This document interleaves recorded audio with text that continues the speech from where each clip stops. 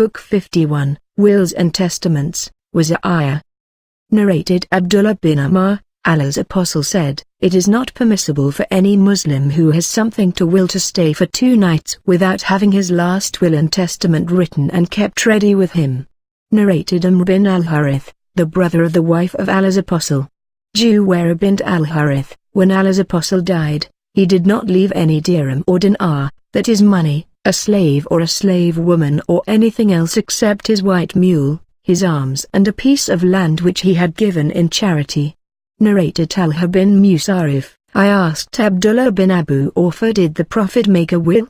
He replied, no. I asked him, how is it then that the making of a will has been enjoined on people, or that they are ordered to make a will? He replied, the Prophet bequeathed Allah's book, that is Quran. Narrated Al-Aswad, in the presence of Aisha, some people mentioned that the Prophet had appointed Ali by will as his successor. Aisha said, when did he appoint him by will? Verily, when he died he was resting against my chest, or said, in my lap, and he asked for a wash basin and then collapsed while in that state, and I could not even perceive that he had died. So when did he appoint him by will? Narrated Sa'd bin Abu Waqqas, the Prophet came visiting me while I was sick in Mecca. Amir the sub-narrator said, and he just liked to die in the land whence he had already migrated. He, that is the Prophet, said, may Allah bestow his mercy on Ibn Farah, Sa'd bin Khawla. I said, O Allah's Apostle, may I will all my property in charity? He said, no. I said, then may I will half of it? He said, no. I said, 1/3? He said, yes, 1/3, yet even 1/3 is too much.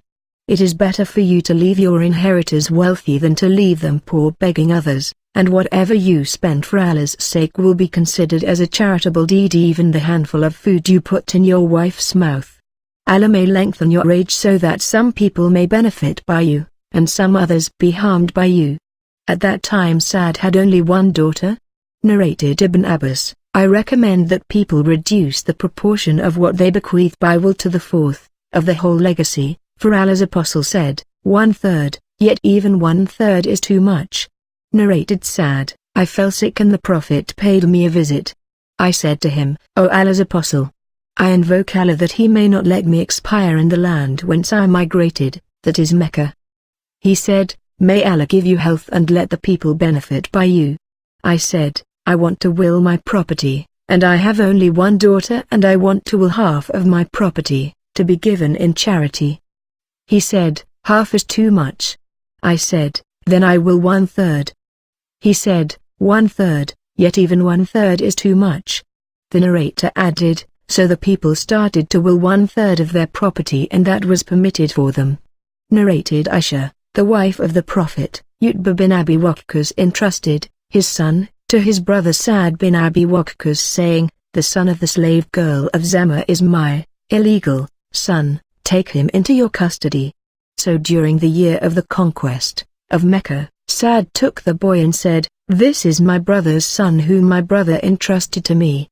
Abu bin Zams got up and said, he is my brother and the son of the slave girl of my father and was born on my father's bed. Then both of them came to Allah's Apostle and Sa'd said, O Allah's Apostle, this is my brother's son whom my brother entrusted to me. Then Abu bin Zamas got up and said, this is my brother and the son of the slave girl of my father. Allah's Apostle said, O Abu bin Zama, this boy is for you as the boy belongs to the bed, where he was born, and for the adulterer is the stone, that is deprivation. Then the Prophet said to his wife Sauda bint Zama, screen yourself from this boy, when he saw the boy's resemblance to Utbah. Since then the boy did not see Sauda till he died. Narrated Anas, a Jew crushed the head of a girl between 2 stones. She was asked, who has done so to you, so and so, till the name of the Jew was mentioned, whereupon she nodded, in agreement. So the Jew was brought and was questioned till he confessed. The Prophet then ordered that his head be crushed with stones. Narrated Ibn Abbas, the custom, in old days, was that the property of the deceased would be inherited by his offspring. As for the parents of the deceased, they would inherit by the will of the deceased. Then Allah cancelled from that custom whatever he wished and fixed for the male double the amount inherited by the female, and for each parent a sixth of the whole legacy, and for the wife an eighth or a fourth, and for the husband a half or a fourth. Narrated Abu Hurairah, a man asked the Prophet, O Allah's Apostle, what kind of charity is the best? He replied, to give in charity when you are healthy and greedy, hoping to be wealthy and afraid of becoming poor. Don't delay giving in charity till the time when you are on the deathbed, when you say, give so much to so and so and so much to so and so, and at that time the property is not yours but it belongs to so and so, that is your inheritors. Narrated Abu Hurairah, the Prophet said, the signs of a hypocrite are three: whenever he speaks he tells a lie, whenever he is entrusted he proves dishonest, whenever he promises he breaks his promise.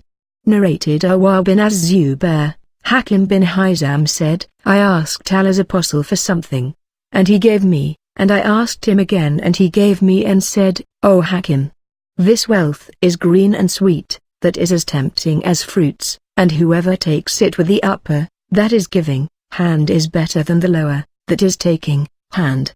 Hakim added, I said, O Allah's Apostle, by him who has sent you with the truth, I will never demand anything from anybody after you till I die.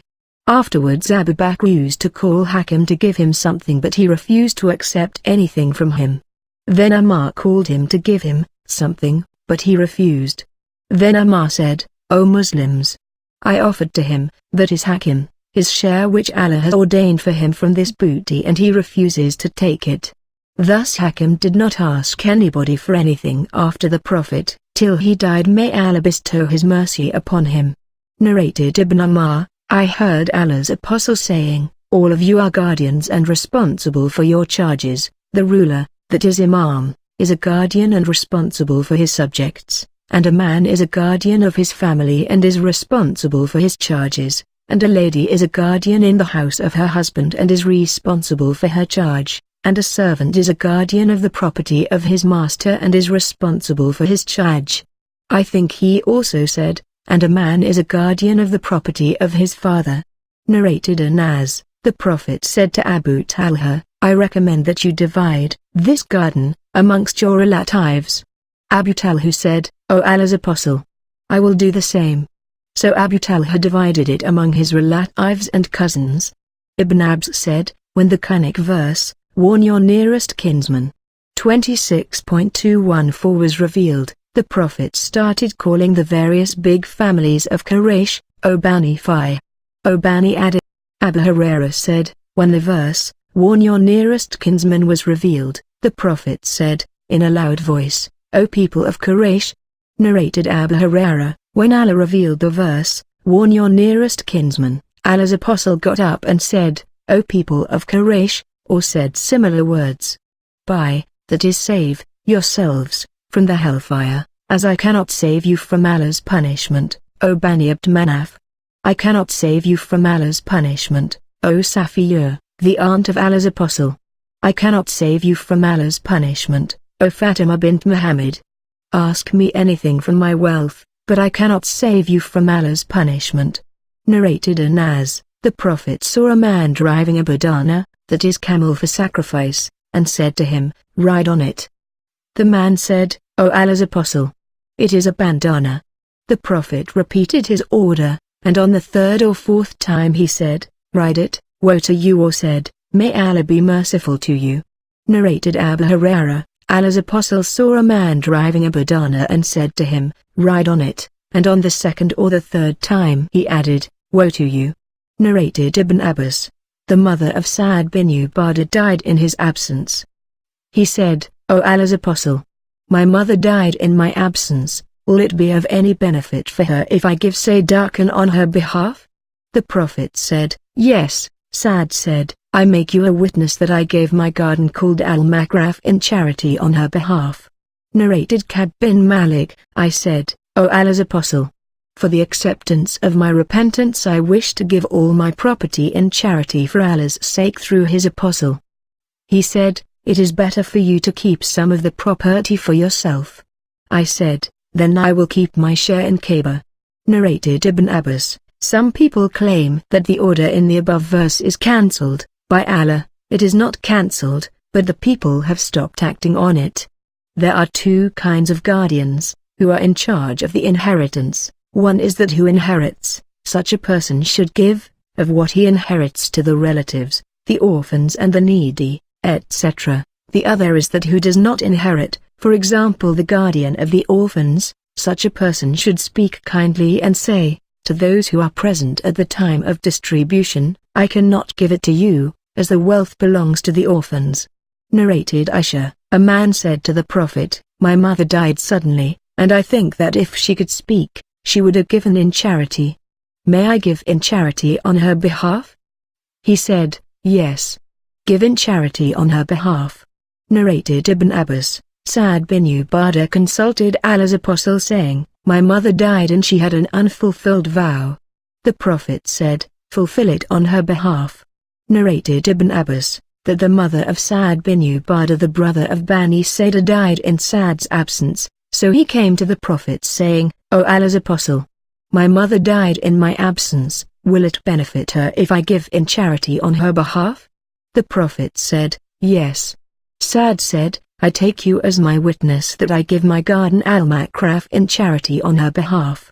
Narrated Az-Zuhri, Urwa bin Az-Zubair said that he asked Aisha about the meaning of the Quranic verse : and if you fear that you will not deal fairly with the orphan girls then marry other women of your choice. 4.23 Aisha said, it is about a female orphan under the guardianship of her guardian who is inclined towards her because of her beauty and wealth, and likes to marry her with a more less than what is given to women of her standard. So they, that is guardians, were forbidden to marry the orphans unless they paid them a full appropriate mehr, otherwise, they were ordered to marry other women instead of them. Later on the people asked Allah's apostle about it.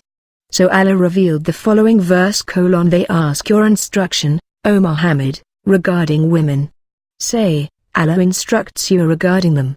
4.127 And in this verse Allah indicated that if the orphan girl was beautiful and wealthy, her guardian would have the desire to marry her without giving her an appropriate mehr equal to what her peers could get, but if she was undesirable for lack of beauty or wealth, then he would not marry her, but seek to marry some other woman instead of her. So, since he did not marry her when he had no inclination towards her, he had not the right to marry her when he had an interest in her, unless he treated her justly by giving her a full mehr and securing all her rights. Narrated Ibn Ammar, in the lifetime of Allah's apostle, Ammar gave in charity some of his property, a garden of date palms called Tamg. Ammar said, O Allah's apostle, I have some property which I prize highly and I want to give it in charity. The Prophet said, give it in charity, that is as an endowment, with its land and trees on the condition that the land and trees will neither be sold nor given as a present, nor bequeathed, but the fruits are to be spent in charity. So Ammar gave it in charity, and it was for Allah's cause, the emancipation of slaves, for the poor, for guests, for travelers, and for kinsmen. The person acting as its administrator could eat from it reasonably and fairly, and could let a friend of his eat from it provided he had no intention of becoming wealthy by its means.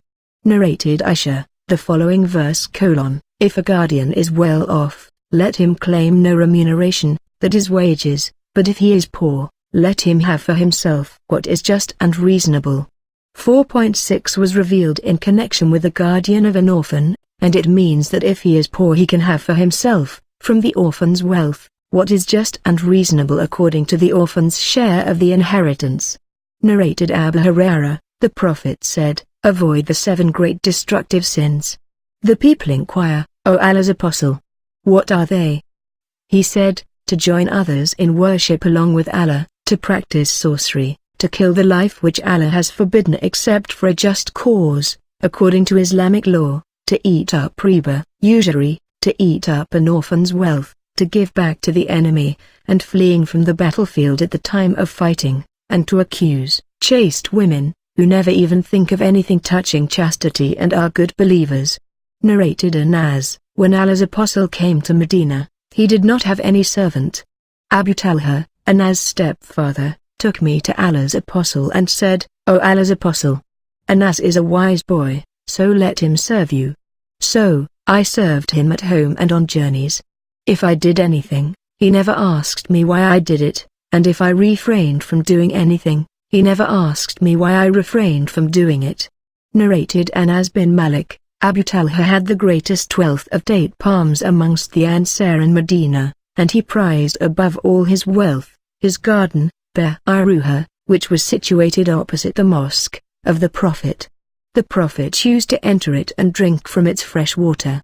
When the following divine verse came: by no means shall you attain piety until you spend of what you love. 3.92, Abu Talha got up saying, O Allah's Apostle, Allah says, you will not attain piety until you spend of what you love, and I prize above Allah my wealth, which I want to give in charity for Allah's sake, hoping for its reward from Allah. So you can use it as Allah directs you. On that the Prophet said, Bravo! It is a profitable, or perishable, property. Ibn Maslama is not sure as to which word is right, that is profitable or perishable. I have heard what you have said, and I recommend that you distribute this amongst your relatives. On that Abu Talha said, O Allah's Apostle, I will do as you have suggested.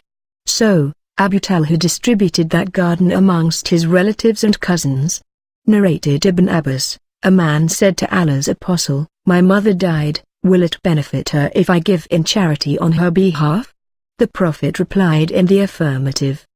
The man said, I have a garden and I make you a witness that I give it in charity on her behalf.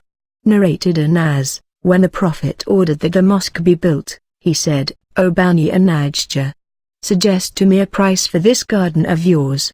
They replied, by Allah, we will demand its price from none but Allah.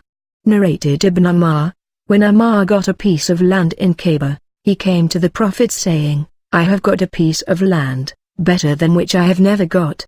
So what do you advise me regarding it? The Prophet said, if you wish you can keep it as an endowment to be used for charitable purposes. So, Ammar gave the land in charity, that is as an endowment, on the condition that the land would neither be sold nor given as a present, nor bequeathed, and its yield would be used for the poor, the kinsmen, the emancipation of slaves, jihad, and for guests and travelers, and its administrator could eat in a reasonable just manner, and he also could feed his friends without intending to be wealthy by its means. Narrated Ibn Ammar, Ammar got some property in Kaaba and he came to the Prophet and informed him about it. The Prophet said to him, if you wish you can give it in charity. So Ammar gave it in charity, that is as an endowment, the yield of which was to be used for the good of the poor, the needy, the kinsmen and the guests. Narrated Anas bin Malik, when Allah's Apostle came to Medina, he ordered that a mosque be built. He said, O Bani an-Najjar, suggest me a price for the garden of yours. They replied, by Allah, we will not ask its price except from Allah. Narrated Ibn Ammar, once Ammar gave a horse in charity to be used in holy fighting. It had been given to him by Allah's Apostle. Ammar gave it to another man to ride. Then Ammar was informed that the man put the horse for sale, so he asked Allah's Apostle whether he could buy it. Allah's Apostle replied, you should not buy it, for you should not take back what you have given in charity.